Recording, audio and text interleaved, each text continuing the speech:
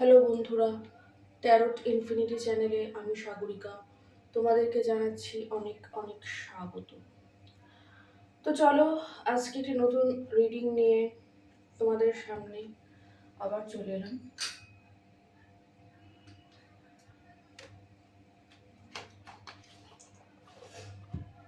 তো অনেক নতুন বন্ধু আবার এই চ্যানেলে সংযুক্ত হয়েছে নতুন, সবই আমার বড় মার কৃপা এবং অ্যাঞ্জেলের আশীর্বাদ। তো আমি তাদের উদ্দেশ্যে জানাতে চাই যে প্রফেশনালি আমি একজন অ্যাডভোকেট। তো মায়ের ইচ্ছাতেই আমি মনে করি যে আমার এই প্রফেশনে আসা। তো বাস্তবিকই আমি প্রতিদিন হয়তো রিডিং দিতে পারি না বা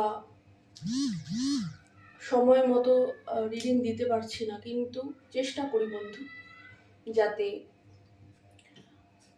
এই যে কাজ, এই যে ট্যারোট আমাকে যে এই পথে আনা হলো, সে তার উদ্দেশ্য যেন অবশ্যই সফল করতে পারি। তো চলো, যারা নতুন যুক্ত হয়েছো তাদের জন্য আমি কথাটা বললাম। তো প্রতিদিনের মতোই বড় মার নাম স্মরণ করে এবং ইউনিভার্স অ্যাঞ্জেলকে ধন্যবাদ জানিয়ে একটি নতুন টপিক নিয়ে আজকে রিডিংটি করব।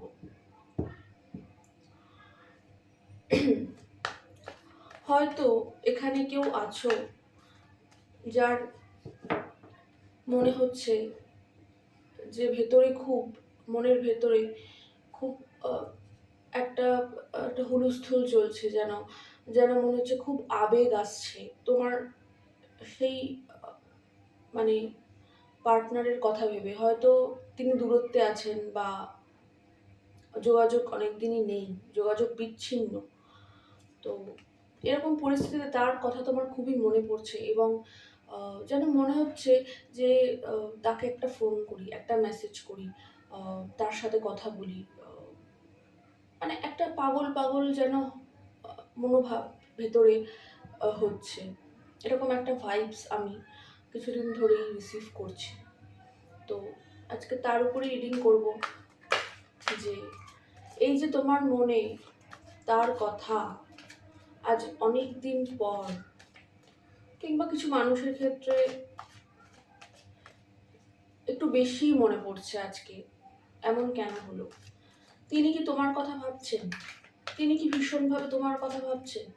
তোমার সাথে কানেক্ট করতে চাইছেন, তোমার সাথে যোগাযোগ করতে চাইছেন? তাই কি আজকে তোমার এরকম হলো? চলো দেখে নেব। Thank you, thank you universe, thank you angel, thank you মা। কৃপা করো, প্লিজ দেখাও সেই মানুষটির মনে কি তোমার জন্য চলছে কোনো উথাল পাথাল, তাই কি তার তরঙ্গ এসে তোমাকেও ছুঁয়ে যাচ্ছে? থ্যাংক ইউ, প্লিজ দেখাও মনের মানুষের কারেন্ট ফিলিংস। আমার ভিউয়ার্সের মনের মানুষের কারেন্ট ফিলিংস তার প্রতি। থ্যাংক ইউ, জাস্টিসের কার্ডটা এলো। সে কি খুবই ভাবছে, সে কি খুবই ভাবছে পার্টনারের কথা? প্লিজ দেখাও ঈশ্বর, ইউনিভার্স। আচ্ছা, দুটো,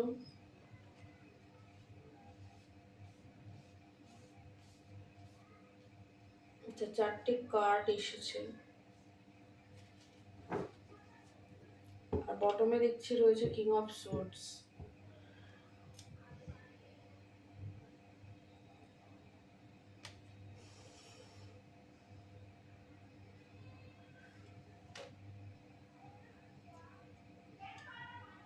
তো যেটা আমার টপিক ছিল যে তোমার মনে হঠাৎ করে তার কথা যেন ঝড়ের মতো আছড়ে পড়েছে। তুমি আহ, খুব খুব ভাবছো। কেন ভাবছো? সেও কি ভাবছে? ইয়েস, হ্যাঁ, সে তোমার কথা ভাবে।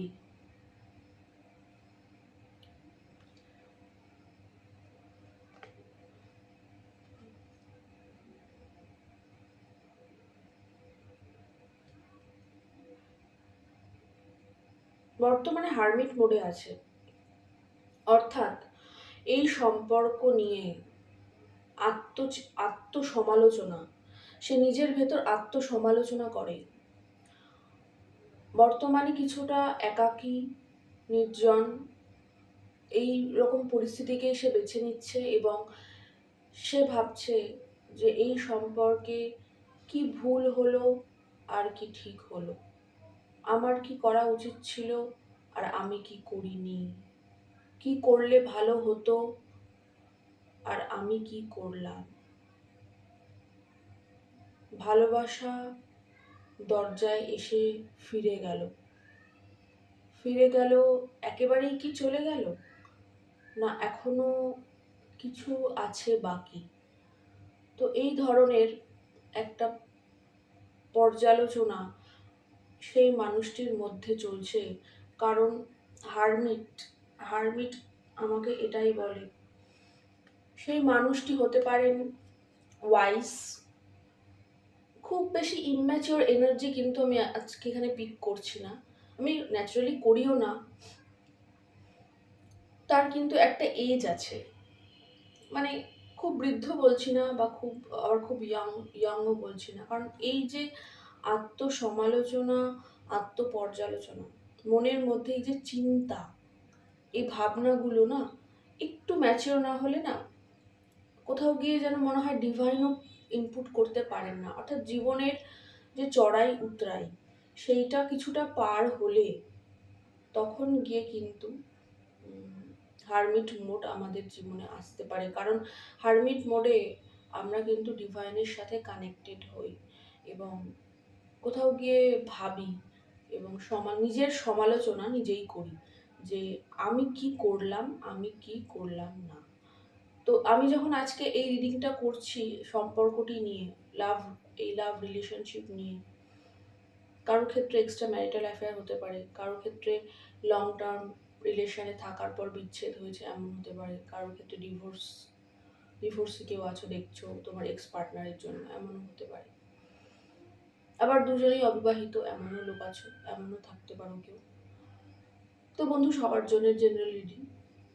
তো এই হারমিট মোড তাকে কোথাও বোঝায় যে তুমি এখন সবার থেকে একটু আলাদা হয়ে বসো এবং নিজের চেতনা, নিজের জ্ঞানকে কাজে লাগাও এবং আত্মসমালোচনা করো। তো বর্তমানে তিনি আত্মসমালোচনাই করছেন এবং এই সম্পর্কে দেখতে পাচ্ছি তার একটা সময় খুব কনফিউশন ছিল, মানে এটা কি ঠিক হবে এই সম্পর্কে আসা, এই সম্পর্কটা করলে ভুল হতে পারে, সমাজ কি বলবে, সংসার কি বলবে, না আমার এখানে জড়িয়ে পড়া ঠিক না, এটা সঠিক নয়, এর থেকে ভালো কিছু হতে পারে, এরকম কিছু কনফিউশন তো তার ছিল।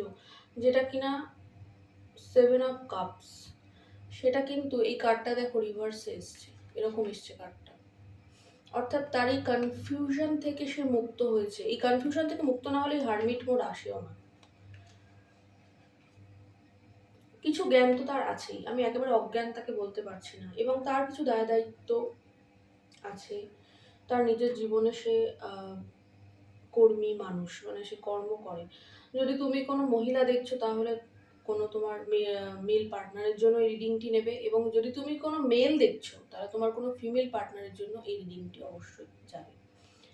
তো যেটা বলছিলাম যে হারমিট মোড তাকে এই কনফিউশন থেকে বর্তমানে মুক্ত করেছে। এই সম্পর্কে তার যে নানা রকমের কনফিউশন ছিল, ভালো হবে না খারাপ হবে, করা উচিত হবে কি হবে না, এসব নানা কিছু যে ছিল না, সেগুলো থেকে বর্তমানে সে মুক্ত।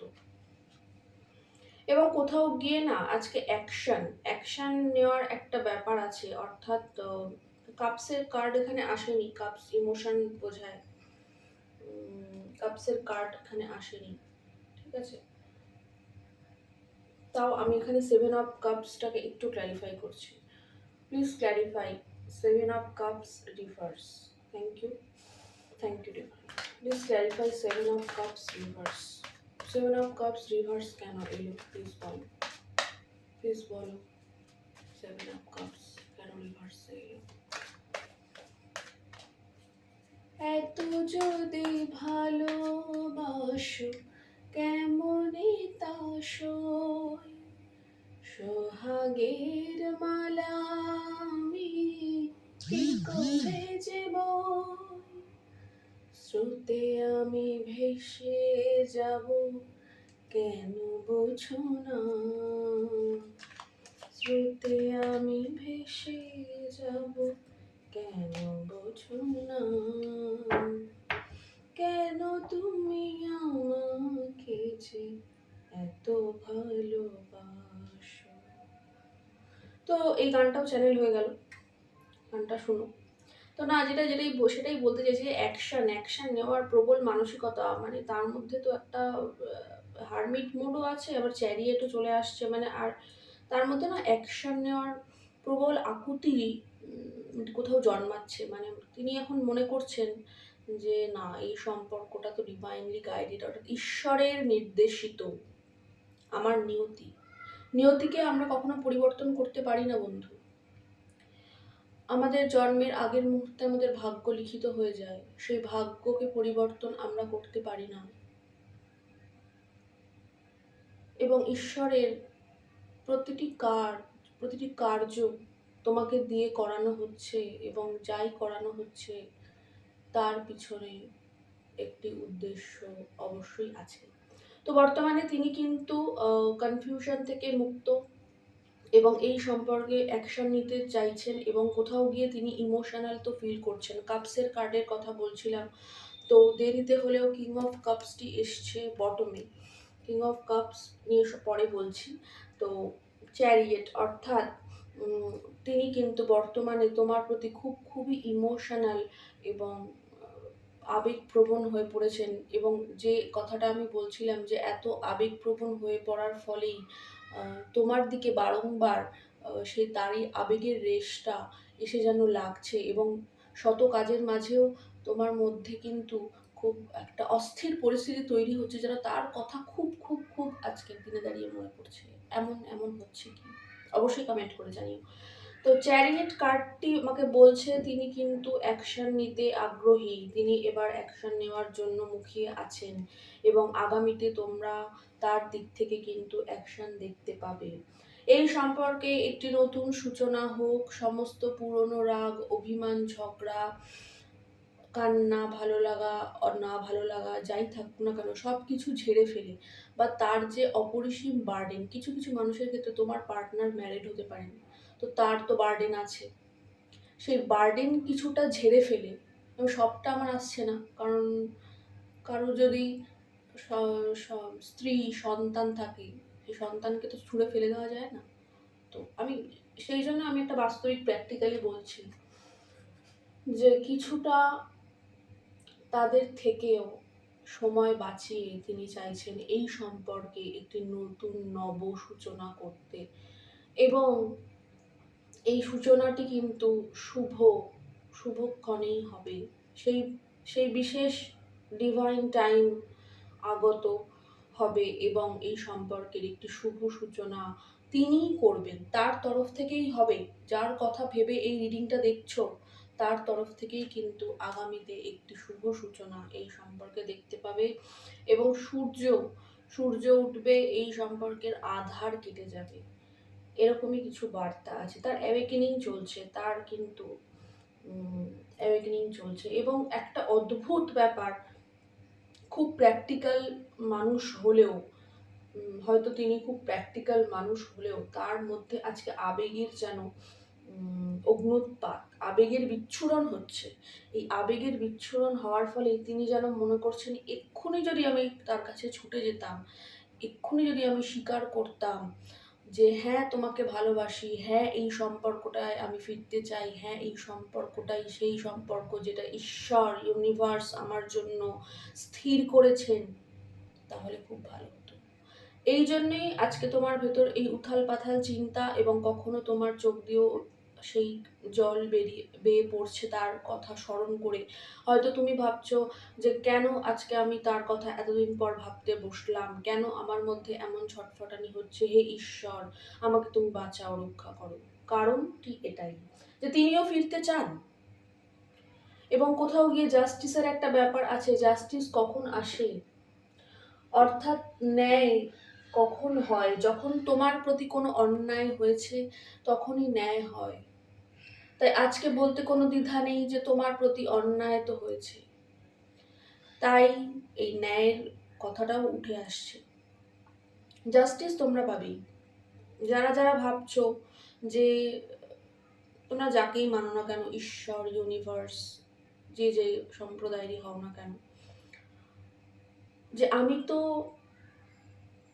কারোর কারোর মনে হতে পারে আমি তো ন্যায় পেলাম না, হে প্রভু, এই সম্পর্কে শুধু কষ্ট পেলাম এবং কষ্ট পেয়ে আমি সরে এলাম, আমি নিজের প্রতি ফোকাসড হলাম, কিন্তু কোথাও গিয়ে কখনো তোমার অবচেতন মনে, যেটাকে বলা হচ্ছে সাবকনশিয়াস, হায়ার কনশিয়াস মাইন্ড, সেখানে কিন্তু চলে যে আমি কিন্তু ন্যায় পাইনি প্রভু, ঈশ্বর, মহাবিশ্ব, অ্যাঞ্জেল, যাকেই মানো না কেন।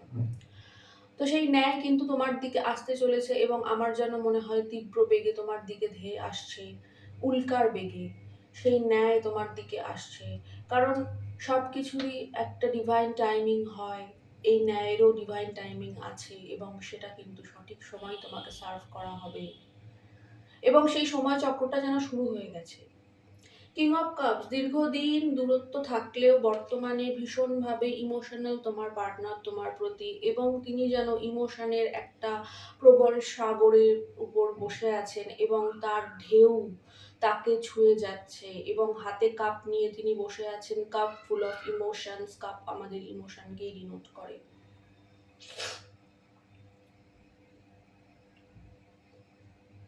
এবং সেই ইমোশনের যে তরঙ্গ, সেটা যেন ভীষণ উথাল পাথাল, সেটা যেন বাঁধ মানে না, প্রবল প্রবল তরঙ্গ তাকে আজকে ছুঁয়ে চলেছে। এবং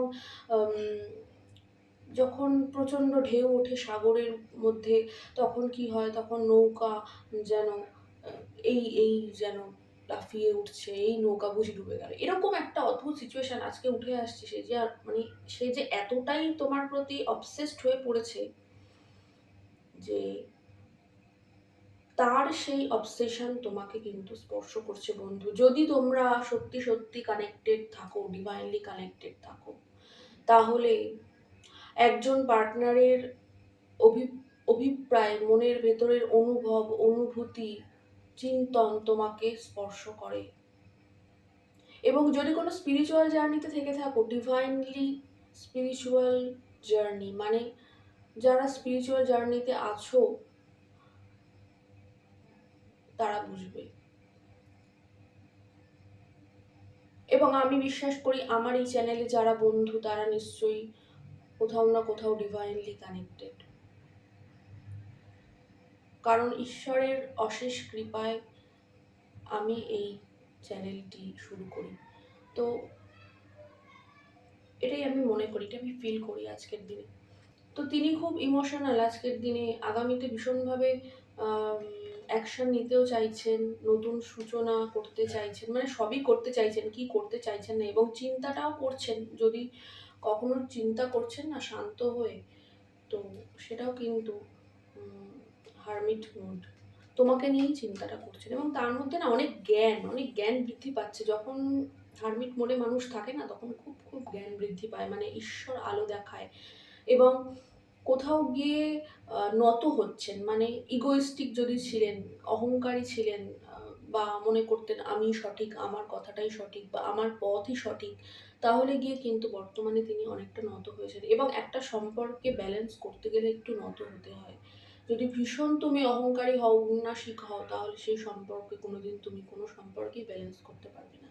তো বন্ধু, এই ছিল আমার প্রশ্ন এবং এই ছিল তোমাদের জন্য ঈশ্বরের উত্তর, যে হ্যাঁ, আজকে তুমি যে অস্থির অনুভব করছো তার কথা ভেবে তোমার চোখের কোণাও জল আসছে এবং তুমি হঠাৎ ভাবছো যে আজকে হঠাৎ কেন তার কথা এত মনে পড়ছে, তার কথা, তাকে যোগাযোগ করতে মন চাইছে, কারণ তিনি ভীষণভাবে তোমার কথা ভাবছেন। তিনি এই সম্পর্কের গভীরতা সম্পর্কে অবগত হচ্ছেন, এই সম্পর্কের সত্যতা তাকে জানানো হচ্ছে ডিভাইনের তরফ থেকে, এবং তিনি কিন্তু অ্যাকশন নেওয়ার জন্য বর্তমানে উঠে পড়ে লেগেছেন। মানে অ্যাকশন কিন্তু খুব শিগগিরই কিছু মানুষের জন্য ৮ দিন থেকে ৮ সপ্তাহ থেকে ৮ মাস, ৮ ঘন্টা, যদি লাকি হও ৮ ঘন্টার মধ্যেও কিন্তু তার ফোন বা মেসেজ কিন্তু তোমার কাছে এসে উপস্থিত হতে পারে। তো এই ছিল বন্ধু আজকের রিডিং, যে তোমার মানুষটি কিন্তু তোমাকে নিয়ে ভীষণভাবে আজকে ইমোশনাল, কোথাও গিয়ে ব্যালেন্স করতে চাইছেন, তোমার সঙ্গে এই দূরত্ব তিনি মিটিয়ে নিতে চাইছেন এবং নিতে চাইছেন অ্যাকশন, এবং দিতে চাইছেন জাস্টিস অর্থাৎ ন্যায়। তো বন্ধু এই ছিল তোমাদের আজকের রিডিং যদি ভালো লাগে অবশ্যই আমার চ্যানেলটি সাবস্ক্রাইব করার অনুরোধ করলাম, এবং নতুন বন্ধুদেরকে আমি আমার চ্যানেলে অনেক অনেক স্বাগত জানিয়ে নিলাম, প্রথমেই জানিয়েছি, এবং তোমাদেরকে অনেক ভালোবাসাও জানাচ্ছি।